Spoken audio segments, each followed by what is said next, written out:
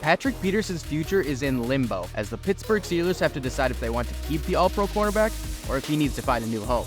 I want to give it another shot. Welcome in. I'm Jesse McNamara, and welcome to Point of View. Before we get into it today, I just want to say we always appreciate your feedback and look forward to reading your comments like the one we've got here. Also, be sure to stay tuned to the end of this episode to see if you can guess today's trivia question down below. To today's topic, has Patrick Peterson played his last game in the Steel City? The man himself definitely thinks it's possible, and I think it's probably a good idea for him to move on, but more on that later. On his podcast, All Things Covered, Peterson mentioned that he may no longer be in the team's future plans. Here's what he had to say. The question is if the Steelers want me to finish with them.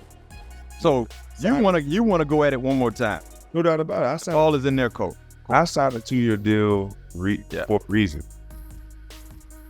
So it's not like I'm a free agent. They would have to, cut me. Yeah.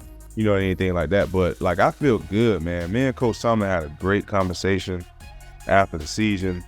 Obviously, I know that you got to go through your evaluations in the draft and the free agency and things like that. Be sure to check out the rest of the All Things Covered podcast. So, the Steelers might be ready to move on. That happens. He is a 33-year-old veteran and didn't play up to the standard that Mike Tomlin and the team expected of him in 2023. And he's due some big money in 2024. Last offseason, P2 signed a 2-year, $14 million contract with Pittsburgh. If he were to remain with the team this upcoming season, he'd count for nearly $10 million against the salary cap. Should he get cut, the Steelers would save just under $7 million.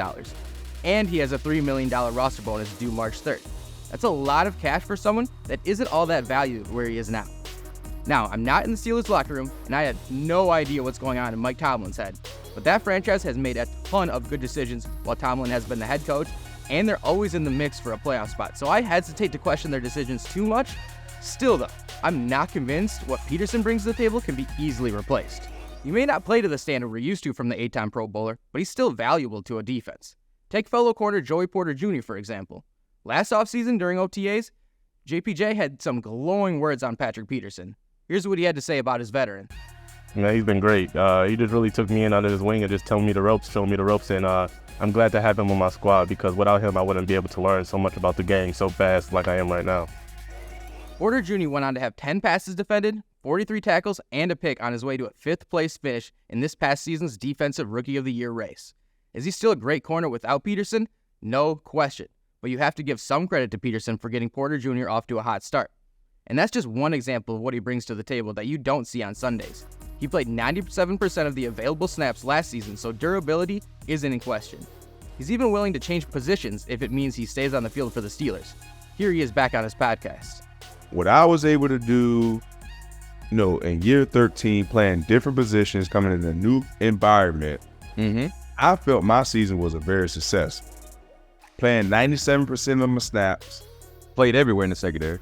And ain't many guys that's in the league, 13 in the secondary at least, that's playing 97% of their snaps, even young guys. I've shown the ability to be durable. I've shown the ability to not only, lead by an example, but be accountable. Again, go check out the rest of All Things Covered. Now, I get it. The NFL is a business with a salary cap, and money matters a ton. If the Steelers decide to move on from Peterson in the next few weeks, it won't be surprising, although I think it's the wrong move. If he isn't back with the Bumblebees, where should he go? He said he's not ready to retire, so that's out of the question. I think he should make a return back home to Arizona. If there's a team in the league that needs a rock-solid leader like Patrick Peterson, it's the Birds in the Southwest. I know there's been some animosity between Peterson and the Cardinals in recent seasons, but GM Steve Keim is gone, so maybe some of that animosity is gone. In P2's Players Tribune article he wrote after his Cardinal tenure ended, he said, quote, "So what do you say to a city that's not just a city, but truly your home? Nothing seems good enough. But I'll just start with this. Thank you." End quote. Sounds to me like any problems can be solved and a reunion would be best for both. Peterson would get to go back to where he made a name for himself in the NFL, and the Cardinals would have a mentor for their rebuilding team. Developing secondary players like Garrett Williams, Starling Thomas, and Keitrell Clark would be huge for the future of Arizona.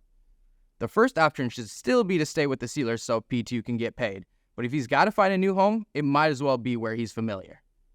One player Cardinals fans should already be excited about is Trey McBride. Be sure to check out our recent point of view to hear more on him. And the moment you've been waiting for, here's the answer to today's trivia question. We appreciate you tuning into this episode of Point of View, and we will see you in the next one.